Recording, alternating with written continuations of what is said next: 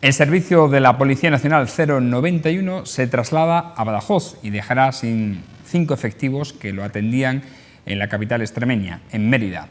Esta es la noticia de la jornada. Buenas noches, bienvenidos a este tiempo En la Picota, tiempo de análisis, tiempo diálogo que vamos a compartir con nuestros tertulianos de los martes. Hoy están con nosotros Fernando Valenzuela. ¿Cómo estás? Buenas noches. Pues no se puede estar mejor. Ya está, porque vamos a asistir en otra cosa y tal. Además ya con el morenito playero que te traes. El morenito playero me ha costado las perras y para lucirlo durante lo que queda de verano.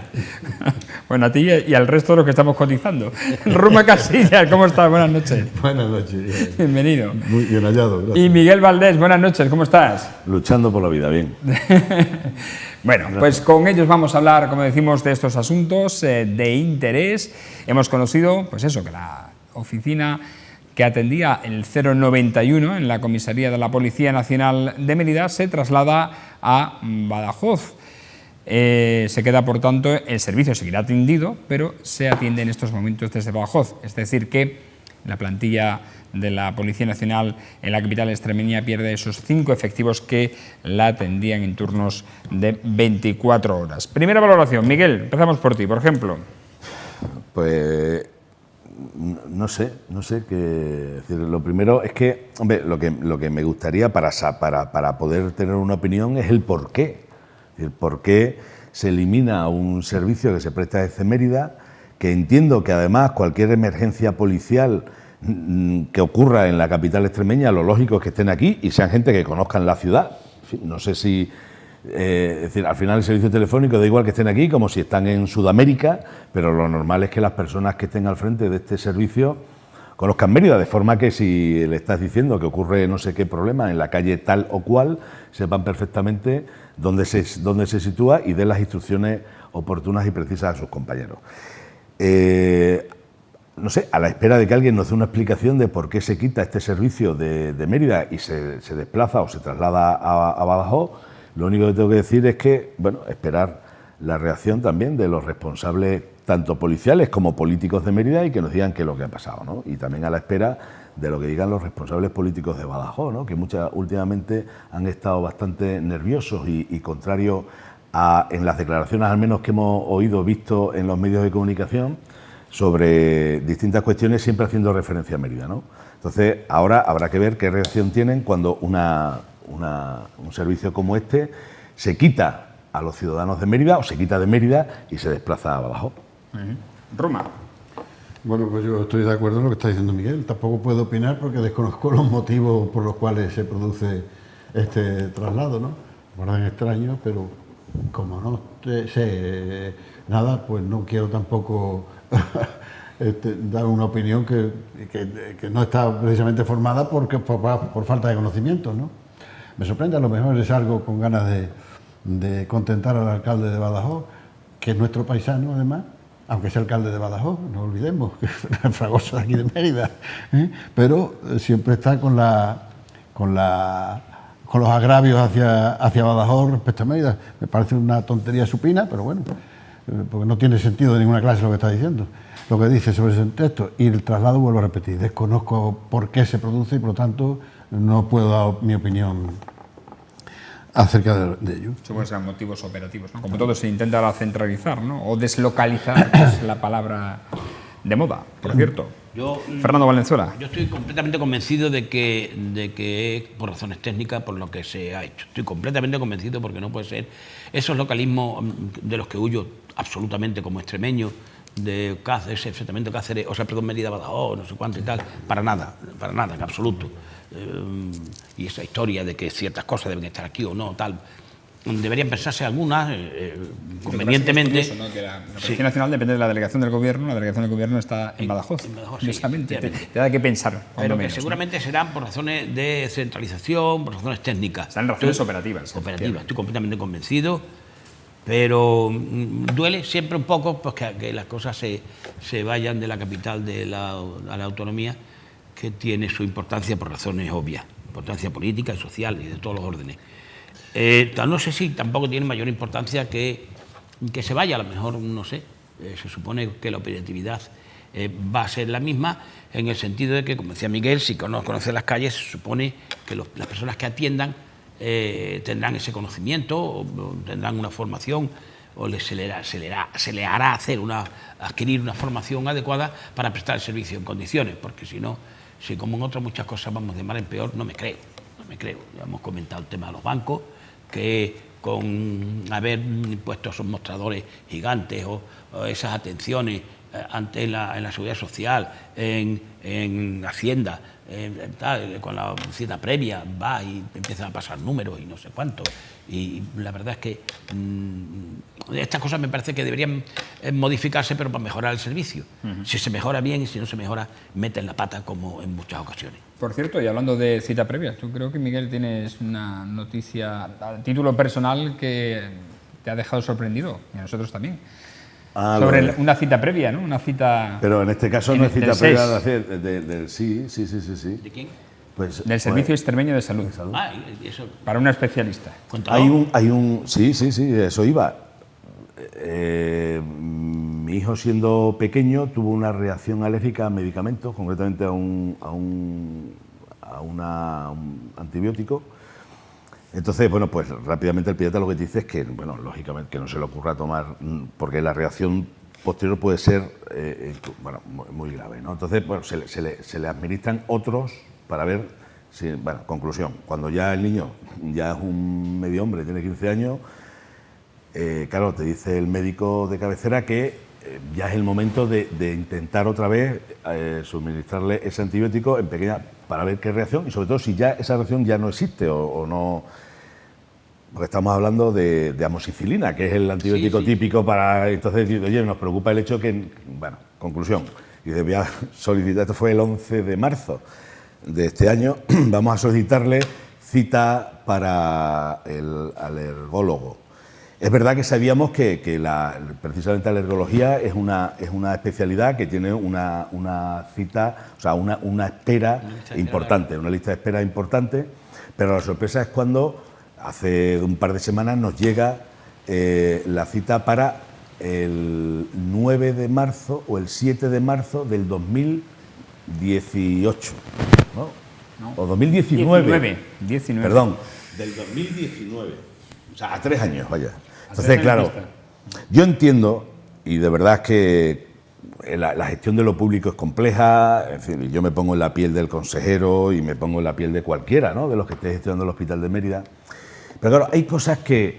y también entiendo que últimamente tanto el tema de alergias como el tema de distintas intolerancias se ha incrementado, tanto en niños como en adultos, gente que nunca ha tenido alergias ahora las tiene, intolerancias, etcétera. Yo todo eso lo entiendo, y que la carga que mantiene este servicio en el Hospital de Mérida es muy importante.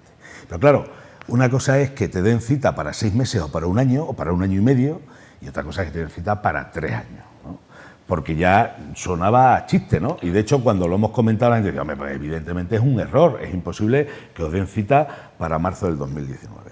Pero desgraciadamente no es un error, ni es un chiste, ni es una broma. O sea, la cita está ahí. Y entonces, hombre, yo creo que si hacen falta contratar un alergólogo, que se contrate. Yo entiendo que es decir, la situación económica es complicada y tal, pero no se puede soportar, o que se deriven... te digo esto como te digo de otro tipo de especialidades aquí en Cáceres, en Badajoz, donde sea, que se deriven a clínicas privadas o a otras, es decir, de manera que una persona no puede estar 3 años esperando a que lo vea un especialista cuando realmente quien te está mandando es tu médico de cabecera. Es decir, que no es la típica ocurrencia que uno se ocurre, voy al alergólogo a ver qué pasa. No, es decir, es algo que realmente sucede, y en este caso, aunque no sea un tema urgente, evidentemente, porque, bueno, en fin, lo mismo podrá estar otros 3 años sin tomar amoxicilina, pero, en fin, que suena un poco a... Miguel, no es que yo lo que estás contando me está llenando de estupor, vamos, porque es una cosa verdaderamente alarmante, porque no es cuestión de que no pueda estar otros 3 años, posiblemente pueda estar 3 años y 10 también, o sea que no es eso, pero lo que digo es que esas demoras esa lentitud en ver los casos, mira, el enfermo requiere una atención inmediata, y de inmediata estará graduada entre la gravedad y no la gravedad, pero por mucho que no sea no grave, no puede demorarse a 3 años. Me parece que eso es una cosa que produce un escarnio, vamos, es que es vergonzoso. No puede, es decir, El enfermo necesita una respuesta inmediata a lo que tiene, a su demanda, porque lo que demanda es salud. Y como demanda salud, eso está por encima de cualquier otra cosa. Y por lo tanto no puede ser así. Yo creo que esas listas de espera tan importantes, con tanta demora, con tanto retraso, son consecuencias de una mala gestión. Yo no me estoy convencido. Tenemos una sanidad estupenda, unos profesionales fenomenales, unos medios extraordinarios, de los mejores del mundo, pero están mal gestionados. Y yo creo que están mal gestionados. Y mientras que no se gestione bien, esas soluciones no van a venir. Yo incluso lo veo ridículo que se cite para dentro de 3 años. Es decir, ahórratelo. Imagínate, te lo pones Claro. en el frigorífico, en el POSI. Claro. La de Se te huevos, olvida. leche, que habrá pasado por ahí hasta que te vuelva. Vamos, el papel está Es que enmohecido. además, es que es para hacer el ridículo, exactamente, porque eso a cualquier sitio que lo lleves, que lo mandes, que des conocimiento por ahí, en otras comunidades, en tal, es de vergüenza. Tú elaboras esa lista, mejórala si puedes, contratando a otro alergólogo o lo que sea, mejórala si puedes, y da notificaciones, tenla reservada, mejórala si puedes y da informaciones a 6 meses, a tal, pero no mande una carta para recibir a alguien con las eventualidades que pueden ocurrir y siendo una cosa que puede ser grave si no se ataja médicamente, o, técnicamente, sí, me refiero desde el punto de vista médico. Entonces, no lo hagas siquiera, porque es que es hacer el ridículo más absoluto. A cualquiera, cuando vayas con tu cita de... No, evidentemente. Yo de todas maneras, es verdad, vamos a ver. Esto no es ni es grave, ni el niño tiene ninguna enfermedad, ni tiene... Hasta ahí podíamos llegar. Claro, no, pero es que hay citas, por ejemplo, en traumatología. Es decir, cuando alguien va en traumatología es porque le duele. Quiero decir, ¿sabéis lo que os digo? ¿No? Sí, O sea, sí. Y se están dando también para finales del 2018, ¿no? Ah, también. Sí. Traumatología Traumatología, por ejemplo, en Cáceres. Entonces, yo digo, hombre, y a mí me da un poco de pudor hablar de mi caso personal, que digo que no le doy más, vamos a ver, más trascendencia, pero efectivamente, como bien decís vosotros, es que es una coña. Entonces, a mí como extremeño, cuando esto en algún sitio ha trascendido, pues claro, mira usted, es que es de cachondeo, es decir, es que está equivocado o es que no es ni medio normal, porque como tú bien dices, para eso te lo ahorras, te mandan una carta y dices, espérese que provisionalmente tenemos un problema de no sé cuánto y ya le avisaremos, ¿no? Porque han tardado 3 meses en mandarnos la cita. Yo pensaba que no nos iban a citar, con el fin precisamente de no incrementar esa bolsa, ¿no?, de tiempo. Sí, pero que era un modus operandi que de aquí para atrás se ha hecho habitualmente. claro, Es decir, es decir, no te citan y ya entonces no estás en el sistema. Claro. La verdad es que esta Pero noticia cuentan los días. contradice un poco esta otra que he visto aparecer en los medios, en que ya se han atendido de los 90.000 que quedaron en una lista de espera que ni se conocía siquiera, según dice la prensa. El gobierno anterior ya se han atendido a 30.000. Pues no sé. De esos 90.000 que estaban ocultos. Sí, eso lo he leído consejero. o lo he visto ayer o antes de ayer. Entonces, es una contradicción que, por un lado, se haya ya en un tercio enmendado una lista que se supone que es añadida a la lista anterior, porque es una lista que no se conocía, se supone que esa se añade a lo que ya estaba previsto. Y que se hayan atendido un tercio de esto y para una visita alergológica se den 3 años, una contradicción o una estupidez o algo así. Hay que mejorar y mucho, evidentemente, muchas cuestiones. Ayer publicaba un diario de tirada nacional también que la reconstrucción de mama de personas que han sufrido, mujeres que han sufrido mastectomías, es decir, que le han extirpado por un tumor un pecho, en Extremadura y Andalucía alcanzan los 5 años, que es el periodo más largo de todas las comunidades autónomas. Imaginaros ya, evidentemente, el haber superado la enfermedad, el tramo psicológico que eso le puede suponer a una mujer, ¿no? 5 años. Estas cosas hay que mejorarlas y mucho porque depende también y tanto de un factor psicológico que se debe analizar, ¿no? Hay muchas cosas. Esta, por ejemplo, que yo leí y que me llamó poderosamente la atención, porque como tú dices, un mínimo de sensibilidad nos tienes que llevar a pensar en la situación cada día que se enfrente una señora a su espejo, al espejo y ver esa situación. Es decir, una vez que ha superado el trauma de la propia enfermedad, de la operación, de todo lo que supone, después de haber dado 5 años. Entonces hay ciertas cosas que yo estoy convencido que más allá de los recortes y más allá de la situación económica que tantas veces hemos hablado, como bien decía Ruma antes, hay detrás un problema y es de gestión. Y hay un problema que viene derivado de lo que yo he dicho muchas veces, de no ya gastar menos, sino gastar mejor. Y hay cosas que hay que irlas viendo conforme van viniendo. Es decir, desgraciadamente, si cada vez se detectan más tumores de esto, y ojalá que haya muchas reconstrucciones mamarias que haya que hacer, porque significa que esa señora, esa mujer, ha superado la enfermedad. Y lo mismo en el tema de la alergología o de cualquier otra especialidad, significa que hay gente que necesita ese recurso, pero en el caso de la alergología es verdad que cada vez hay más gente que tiene problemas de alergia y cada vez hay más gente que tiene problemas de intolerancia, pero eso la comunidad sanitaria tenía que detectarlo y encauzarlo para, con tiempo, si hay que encargar, o sea, si hay que contratar a más gente o hay que hacer cualquier otro tipo de gestión, que se haga, ¿no? Pero bueno, ahí estamos. Yo vuelvo a insistir en lo mismo, es decir, un enfermo, sea del grado que sea la enfermedad que tiene, cuando va al sistema sanitario en busca de una respuesta a lo que le ocurre, no puede estar esperando 3 años, ni 2 años, ni 1 año, y en muchos casos ni 3 meses siquiera, ¿eh? Porque se da la circunstancia que a veces una persona que ha pedido cita, cuando le llaman, ha fallecido ya. O sea, el enfermo quiere respuesta, y además lógico, que además lo que deseamos todos, quieren una respuesta inmediata a su problema, que es su problema. Su problema fundamental es el de salud, ¿eh? Y por lo tanto está buscando una salida. Eso o se gestiona bien o es, vuelvo a repetir, una burla el hecho de que te hayan citado a tu hijo para dentro de 3 años. Yo entiendo que en estos momentos la política está más centrada en tapar agujeros económicos que en la propia gestión, pero evidentemente hay que mejorar esa gestión, ¿no? Que digo que hay veces que día a día. una prueba más elemental soluciona un problema económico y de salud más grave. Y me explico. Los análisis que se hacen, los test, ALCAT o alguno de ellos, para la intolerancia alimentaria.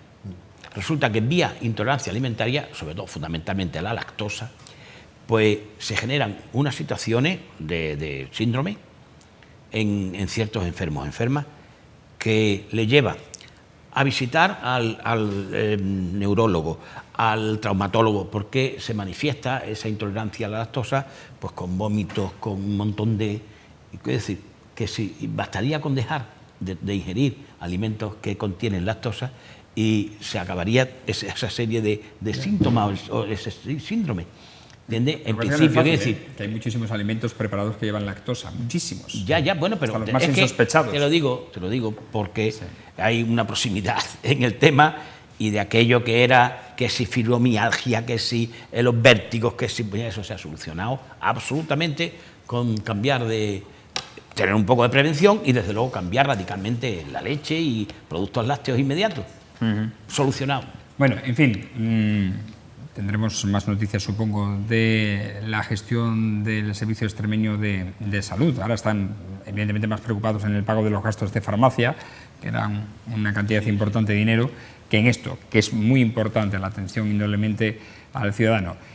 Y eso es para marcarlo. Yo te recomiendo que les marques la cita esa para que no se te olvide. No, lo que habrá que plastificarla. Indudablemente para que no se estropee. Por eso lo digo. No, el problema es que es verdad, pues para una tontería, pero a 3 años se te olvida. Vamos, el 9... No es que siquiera, como lo apuntes en el móvil, has cambiado 2 veces de móvil. No, evidentemente. Y desaparece la cita. Por eso, creo que es el 11 de marzo, no sé si ya no me acuerdo, aquí lo tengo, del 2018. 19 meses, según me enseñaste. Bueno, vamos a otro tema. Ayer conocimos ya la respuesta que ha dado Izquierda Unida Mérida a la oferta que le propuso el Partido Socialista y el alcalde en el pasado pleno extraordinario de presupuestos y después al día siguiente en los medios. Ya le contábamos ayer que han dicho no a un pacto de gobierno, sí a pactos puntuales y determinados. Y entre ambos partidos pues han cruzado algunas declaraciones inculpando al otro de lo que ha hecho, de lo que deja de hacer. Como ya os lo hemos contado, vamos a insistir en ello, pero sí vamos a querer pulsar la opinión de nuestros tertulianos acerca de este pacto propuesto y fallido pacto de gobierno, aunque los dos dejan las puertas abiertas a pactos puntuales, sobre todo después de las elecciones del 26J. Bien, yo en principio, me parece lo más razonable esos pactos puntuales, en principio, porque si efectivamente los emeritenses hubiéramos decidido que tenía que gobernar un solo partido, el que fuera, de izquierda, de derecha o tal, pues se habría votado en este sentido. Si se ha votado con distinto color político es porque lo que se pretende o que pretendemos los emeritenses es que se negocie, se hable, se acuerde y tal. De todas maneras, el Izquierda Unida alguna razón tiene, La tiene también Antonio Rodríguez Osuna, porque si obviamente incorpora a Izquierda Unida con dos concejales a su gobierno, pues le da una estabilidad que supone una cierta comodidad para gobernar, porque no tiene que estar permanentemente en el alambre de haciendo equilibrios para poder consensuar presupuestos, decisiones y tal. Pero es que Izquierda Unida también tiene su razón. ¿Qué le ha pasado al SIEC? Pues que, claro, aporta muy poca cantidad de política en una inmensa cantidad de política, 13 concejales por 2 concejales, y la labor que podía hacer Izquierda Unida para individualizarse y tener luego el premio o el castigo de las elecciones, de los electores, se diluye entre el gobierno municipal con 13 concejales y 2 de Izquierda Unida, pues no se notaría. Entonces la labor de oposición, que debe estar ahí, que me parece perfecta. Un buen gobierno requiere una buena oposición, porque de lo contrario, pues si la oposición hace dejación de sus funciones, el gobierno hace lo que le da la gana y ahí no vamos a ningún sitio. Entonces, una buena oposición, que en principio, por lo que vemos, Izquierda Unida la está haciendo, parece muy razonable que no hayan querido incorporarse por razones de ese deterioro que puede suponer el que se diluya su actuación. Y desde luego también hay razones que aducen, que me parecen muy bien, es decir, primero habría que haber empezado por una especie de acuerdo programático, es decir, vamos a ver qué podemos hacer juntos y qué es lo que no podemos hacer. Por otra parte, el programa de Izquierda Unida no coincide con el programa del PSOE, por consiguiente hay diferencias también programáticas importantes. Por todas esas razones y porque una asamblea lo ha decidido, yo le doy mis parabienes a Izquierda Unida y que siga haciendo una oposición seria. Don Antonio, a trabajar. ¿Creéis que este acuerdo, Ruma, por ejemplo, creéis que este acuerdo debiera haberse realizado hace un año en el momento de la constitución del plenario o yo creo que de la corporación? Que está bien donde están, haciendo control desde la oposición y sobre todo yo creo que no llega a acuerdo ahora mismo para nada. Todo el mundo está pensando en el 26. Después del día 26 veremos a ver qué es lo que puede ocurrir. Después del día 26 se podrá volver a hablar o no se podrá volver a hablar. Después de ese resultado ya veremos si hay acuerdos o no hay acuerdos. Si la posición es la misma o no es la misma.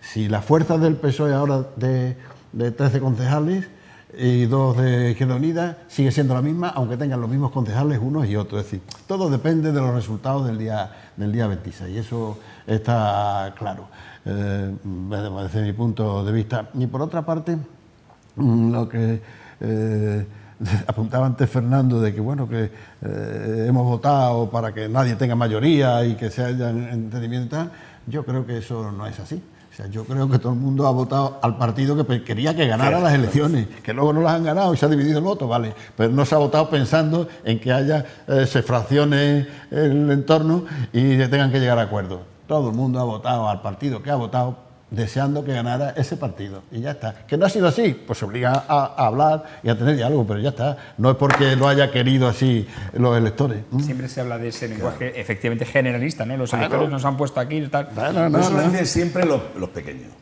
es decir, o el que no ha ganado. Pero es verdad, yo estoy de acuerdo con Ruma. Y además es que lo tenía apuntado. Es decir, los votantes votan para que ganen sus partidos. Claro. Tú votas, aunque sepas que no va a ganar, pero tú lo haces con la mejor de las intenciones. No pensando, o si quieres, disgregando de los dos grandes, para en todo caso, quizás quienes no votan o hayan cambiado el voto, ¿sabes?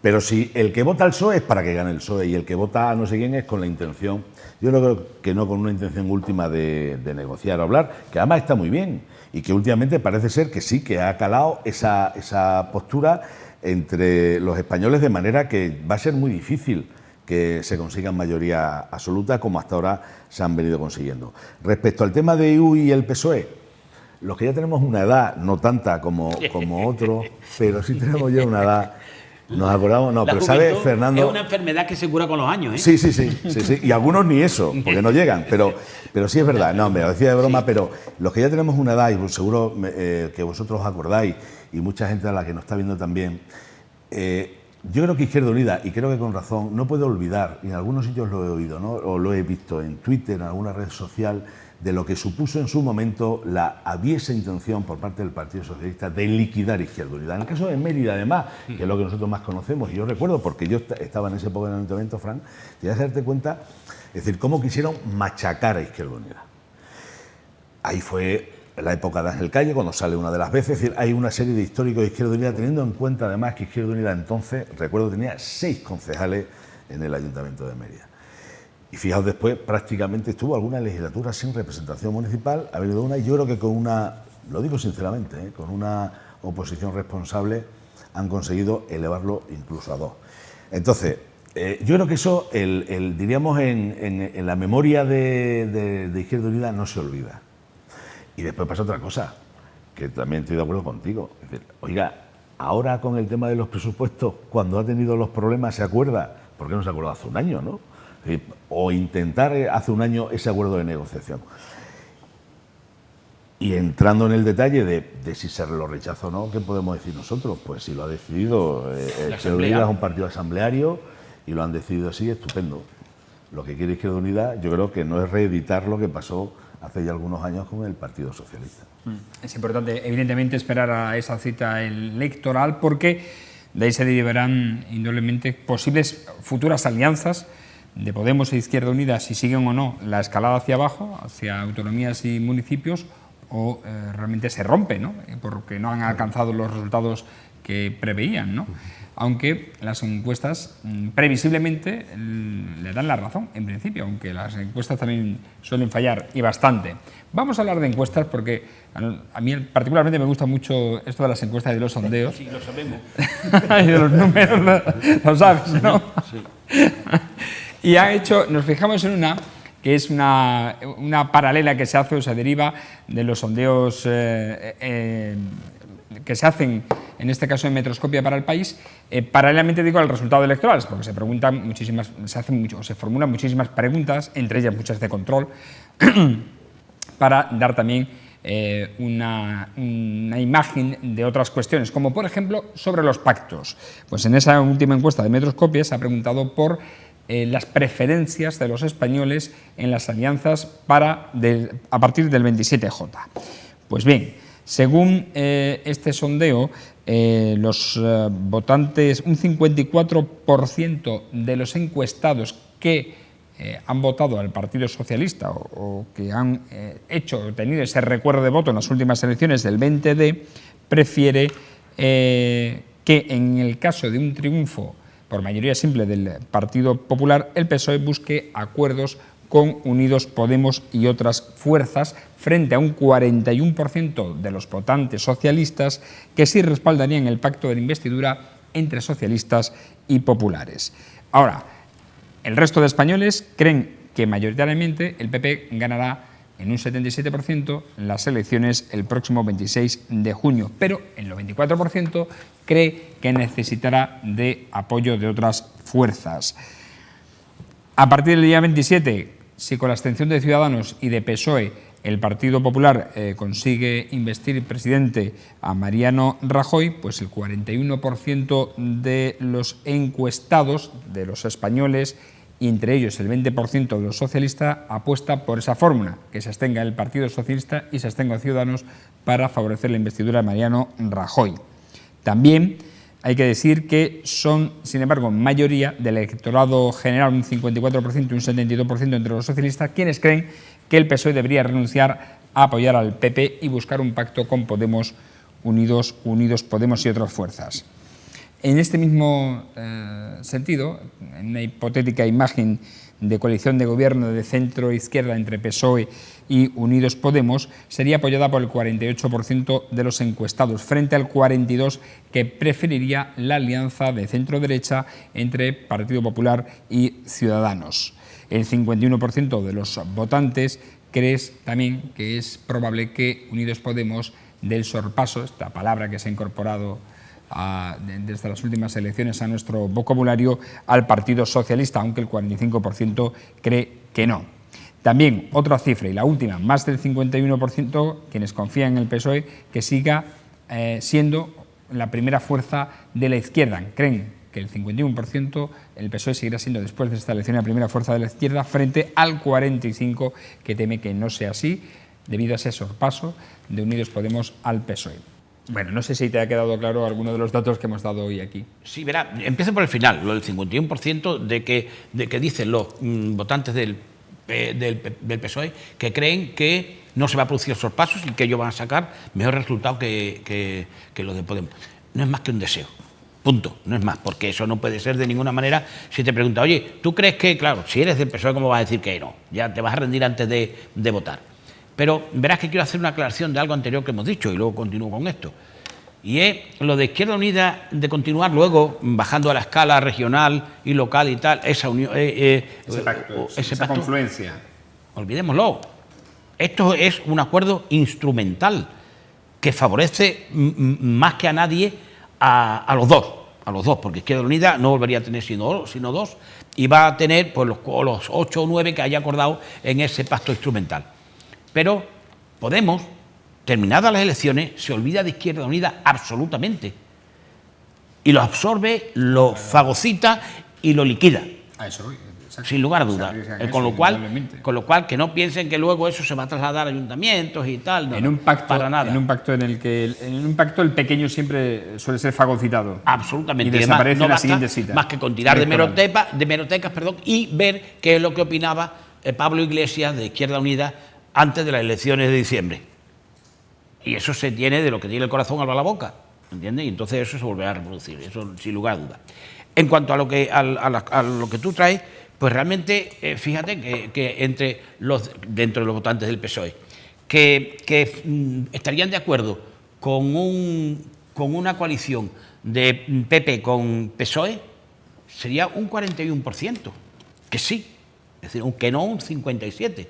Entre un 47 y un 54 y un 41, no hay más que 13 puntos de diferencia. Esto es por el hartazgo que tienen incluidos los votantes de PSOE, el hartazgo que tienen de que no sean capaces de ponerse de acuerdo. Es impensable, en condiciones normales, haber preguntado a votantes del PSOE que si veían con buenos ojos un acuerdo PP-PSOE. Impensable, sería un 97% de no. Y sin embargo, se reducen ya un poco esas diferencias, pero insisto, porque está la gente hasta el moño de que no se pongan de acuerdo para formar un gobierno. No tengo más que decir. Hasta ahí puedo leer. Hombre, mira, yo creo que lo que hemos dicho siempre, que las encuestas no dejan de ser encuestas. Es un fogonazo, un flash en un momento determinado, un retrato en un momento determinado, que será ayer cuando se han hecho. Dentro de un par de semanas, posiblemente la situación no sea la misma, aunque se tiende a eso, ¿no? También había oído de que las encuestas que aparecían ayer, sobre todo la de El País y la de La Razón, pues la muestra había sido pequeña, con lo cual es otra cosa importante también, tener en cuenta la muestra. De todas formas, lo que sí se sacaba en conclusión, y todo el mundo lo comentaba, es que el PSOE, y sobre todo el PSOE a nivel de su aparato federal, estaba asustado, verdaderamente asustado, y con razón, claro, con razón, porque el zarpazo parece ser que es inevitable, y yo lo lamentaría, la verdad es esa, pero va a ser inevitable.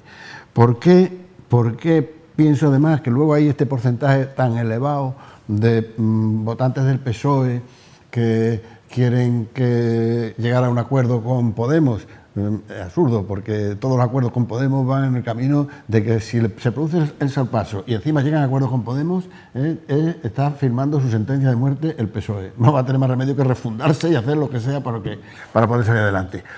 Pero todo eso yo creo que es consecuencia de que Pedro Sánchez... Bueno, ¿y en qué condiciones se produciría ese pacto? Porque claro, si siendo segundo Podemos claro, unas exigencias muy importantes, imaginaros si se produce el sorpaso. Pero todo ese sorpaso, todo eso creo yo que todo eso viene como consecuencia de que en la etapa de Pedro Sánchez como secretario general, con todo su equipo alrededor y en las elecciones de campaña y demás, el PSOE ha abandonado su discurso ideológico. No está tragando ideología en nada de lo que propone. Solo está proponiendo, se está metiendo en la misma deriva que Podemos. Ir a pelear en el mismo terreno de los otros la tiene perdida. Es decir, tú tienes que mantener tus posturas ideológicas. ¿Qué ocurre con eso? Que se ha tenido que hacer una pedagogía positiva respecto a su electorado y no una pedagogía absolutamente negativa. Es decir, hay que extirpar, porque el único problema que tiene el PSOE hasta ahora mismo, en el fondo, es echar al PP como sea. Echar al PP como sea. Y eso se paga. Eso se va a pagar en la urna. Una de las cosas que se va a pagar en la urna. Yo esto, ya vuelvo a repetir, a niveles federales están asustados. Están asustados. Incluso Pedro Sánchez, que es patético, en algunas veces, porque Pedro Sánchez, el otro día, mismamente, ha dicho que, bueno, que los militantes socialistas estaban desanimados. ¿Tú crees que un aspirante a presidente de gobierno, secretario general de un partido importantísimo, puede decir que su militancia está desanimada? Desmotivado. Eso Desmotivado, dijo. Sí, desmotivado. Entonces, ¿qué quiere decir? Eso es verdaderamente triste y te está poniendo de manifiesto lo que va a ocurrir, desgraciadamente.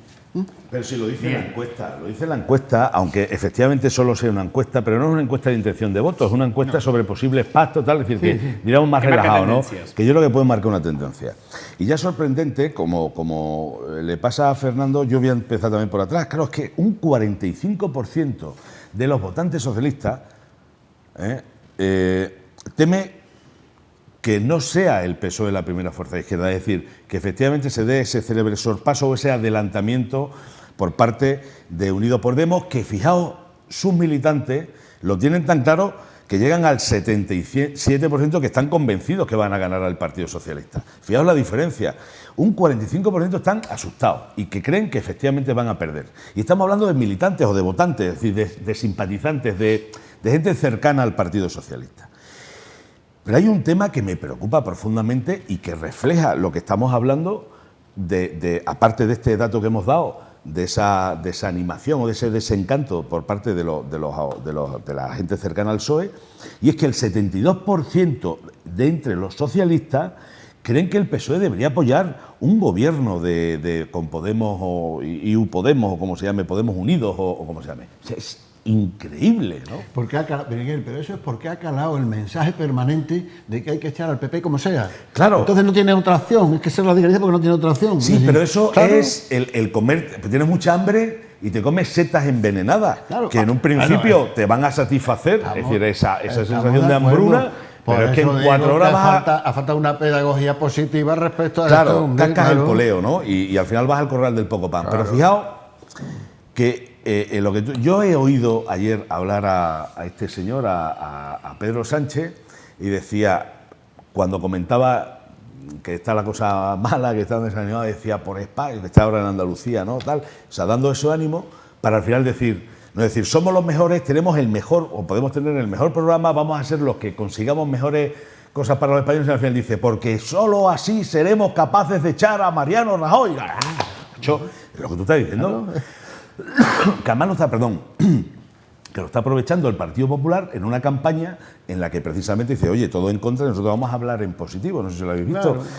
Y olvidar, ¿no? Están obsesionados y eso efectivamente va a ir en contra del Partido Socialista. Y una contra que también coincido con vosotros, y yo creo que cualquiera que tenga 2 dedos de frente, es decir, que no sea un radical, y es que, insisto, lo hemos dicho muchas veces, yo no me alegraría que el PSOE bajara por debajo de los 90 o... En fin, ¿sabéis lo que os digo? Porque está llamado a la desaparición.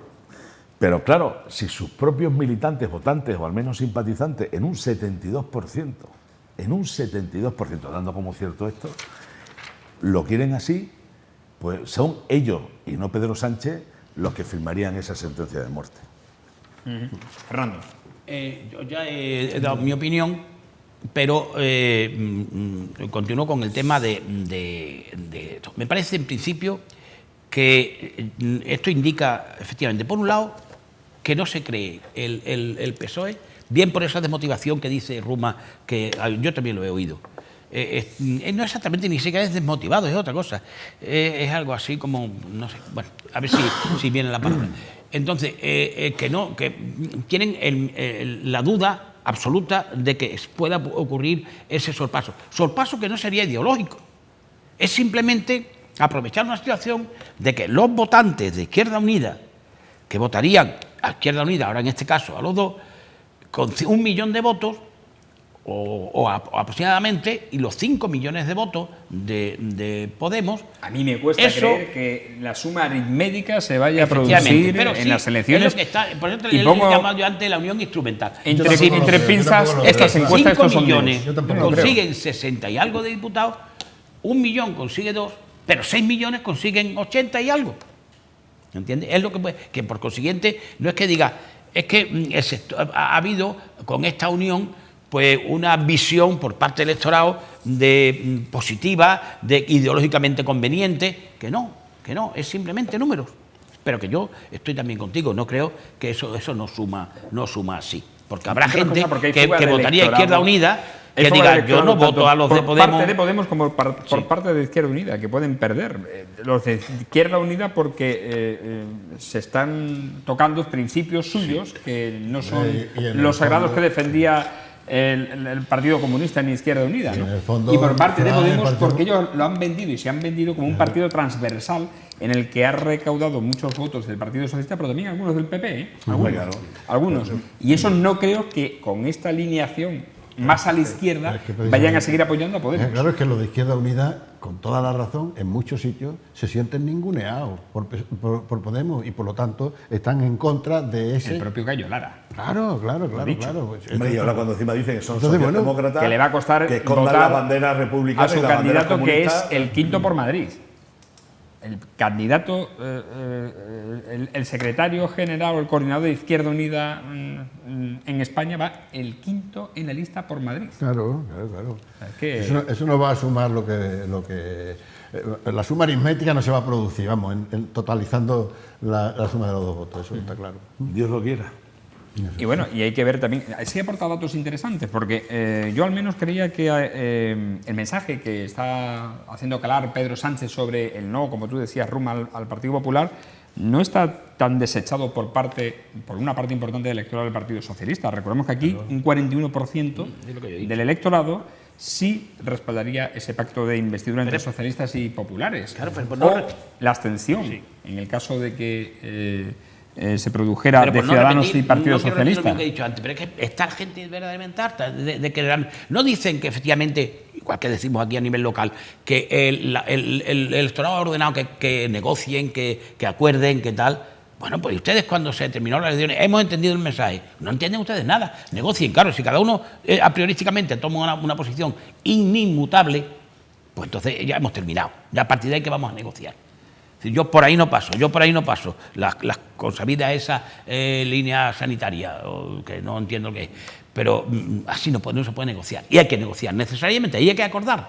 Es que yo creo que si no se pusieran de acuerdo ahora, era para quitarlos a todos habría un mosqueo generalizado en la población. De todas formas, ¿no creéis que quien realmente se juega aquí el tipo es el Partido Socialista? Porque ya no puede ir a otra cita electoral y ahora tendrá que decidir qué es lo que quiere hacer. Es que yo creo que para ser justo tendríamos que diferenciar, Ruma, entre el Partido Socialista y Pedro Sánchez. Sí, claro. Porque me da la sensación, es decir, es una sensación que se ve desde fuera, que aquí lo que está intentando Pedro Sánchez es salvarse él.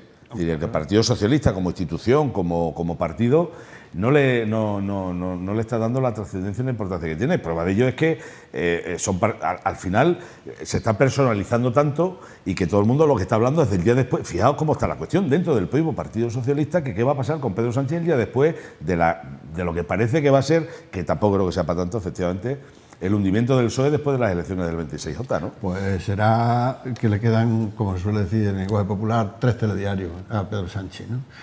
Pero yo lo que creo es que después de los resultados del día 26, si van por la línea donde dice que van las encuestas, es decir, que el Partido Popular vuelve a ganar, subiendo escaños además, con Mariano Rajoy a la cabeza, digo yo, ¿quién es el que se puede negar a hablar? No puede ser, es decir, usted me dirá a mí que ese señor fuera, que el otro, que eso no puede estar, pero por 2 veces seguidas los españoles le dan su confianza. ¿Usted quién es para decir yo con él no hablo? Tendrán que hablar. No creo que tenga nadie la osadía de decir yo no hablo, ni me siento a hablar, porque creo que sería el que haga eso está afirmando también su defunción política. Pues yo no me he sentado a hablar con Raúl. Bueno, pues muy bien, Fernando. Pues así demuestras tu talante dialogante, ¿sabes? ¿Por qué no, Fernando? Pues porque Rajoy representa una serie de cosas que en general no queremos. Bueno. Ahora, el PP no, pues yo con el PP sí me sentaba. Pero ¿cómo que Pero general no, no, si estamos hablando de la hipótesis de que gane mayoría. y encima saque más votos que el anterior? Claro. Entonces, ¿quién es El PP, Digo no tú. Rajoy. El O- PP, no Rajoy. Si pero tú ¿cómo? si pones en cabeza de lista hoy, que se podía hacer para las elecciones del día 26J, tú pones a Pablo Casado, por decirte algo, o tal, no son 130 votos, consigue 150 escaños. Pero eso porque no se todos sabe, los ciudadanos... Claro, y si mi abuela en vez de pierna tuviera ruedas, no sería una mi abuela, sería una bicicleta. bicicleta. Pero claro, como resulta que lo que tenemos Lo que quiero es tenemos, haceros ver es decir, que quien a mí gana eso no me es... vale. Y si tú pones a Rajoy fuera del PP, no saca un voto. ¿A quién Hombre, se ni le Pablo da? Casado ¿A quién tampoco, ¿a ni quién se Pablo le da? Casado. Hombre, ya veríamos a ver.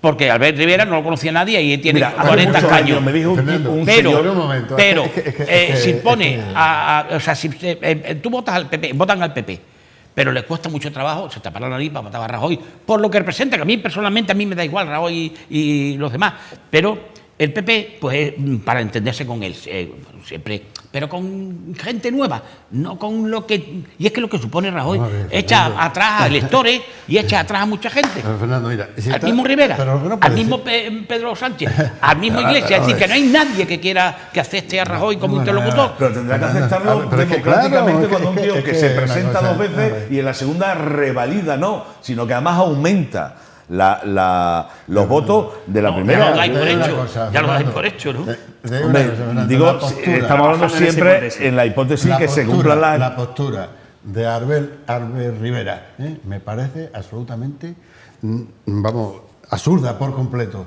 Ese señor aparece como el ángel exterminador, el ángel con la espada de fuego, que es el depurador de toda la política española, hablando y dando cartas de democracia y de honestidad y de eso a unos y a otros, quitándose a uno y quitándose a otro. Pues mira, que empiece a ver que posiblemente que dentro de Ciudadanos también se cuecen habas. Hombre, claro, eso. Ah, bueno, Lo pero decide yo también. él está limpio. Pues no, mire usted. De Y momento- además te encuentro una cosa, está sustentado por gente que le está votando, pero no tiene partido. Y cuidado con Ciudadanos. Yo te digo una cosa, tomamos una cervecita cuando termina el día 26, yo te digo que Ciudadanos, si mantiene los 40, será de casualidad. Yo lo auguro que va de los 40 para abajo, no pasa de 40. Pues el único ¿Por qué? coherente en Bueno, toda el esta único, historia. no, en las posturas que tiene es claro. absolutamente radical, Fernando. De radical nada. Hombre, Él ha bueno. negociado con unos y con otros. No ha negociado, Fernando, no ha negociado. Absolutamente. Perdón, no ha negociado, Jesús. no ha negociado, hombre, Fernando. ¿Cómo me puedes decir tú que él ha negociado con el PP cuando le ha dicho, oye, usted, venga usted aquí a sentarse para darnos Eso es su una atención? coletilla Hombre, que eso se así, utiliza para darnos su cada vez, atención, ¿no? para darnos su atención, que vamos a gobernar aquí con otros y vamos a cargarnos todo lo que usted ha hecho. Eso es negociar, Fernando, hombre, No, por no, Dios. habrá negociado más cosas. Hombre, Lo que pasa Fernando, es que vuelvo a sí, repetirte. la posición Él- a priorística también yo No, soy no, el no, presidente y yo soy el la- presidente y ahora nada La de... posición priorística es decir, usted no, pero ¿y usted quién es? Es lo que hay que preguntar. ¿Pero usted quién es? Mire usted, Es que esta soy discusión la alguien que hemos tenido tiene... ya Ya tantas está, veces, que yo- la- Por eso, vuelvo a repetirte Lo que dejamos. lo único y que de verdad merece la pena modificar en el sistema electoral es un sistema mayoritario. Porque todas las minorías al final lo único que hacen es chantajear. Esa es la realidad. Yo la postura tuya me deja ojiplático completamente. Bueno, Muy pues bien. mira, para quedarnos todos ojipláticos, mejor escuchar a Fernando Valenzuela con su ripio final. Y terminamos ya, ¿verdad? Y terminamos. En otra nueva campaña, con poquísima ilusión, y es que muchos electores no merecemos perdón por votar a candidatos inmersos en corrupción. Bueno, pues ahí queda ese... Hoy sí te ha venido el ripio, te ha venido al pelo, al tema que hemos estado tratando aquí precisamente en La Picota. Gracias a Miguel Valdés, Muchas gracias. gracias a Ruma Casillas y gracias a Fernando Valenzuela. Hasta la Gracias próxima a semana. vosotros. Y a ustedes agradecerles como siempre su atención. Regresamos mañana en una nueva edición aquí en La Picota. Recuerden que estamos en las redes sociales, en Facebook, en Televisión Extremeña, en la página de Televisión Extremeña, en Twitter, TV/Extremeña y en YouTube también en la página que tiene Televisión Extremeña donde pueden ver vídeos de este programa y otros muchos. Buenas noches y hasta mañana.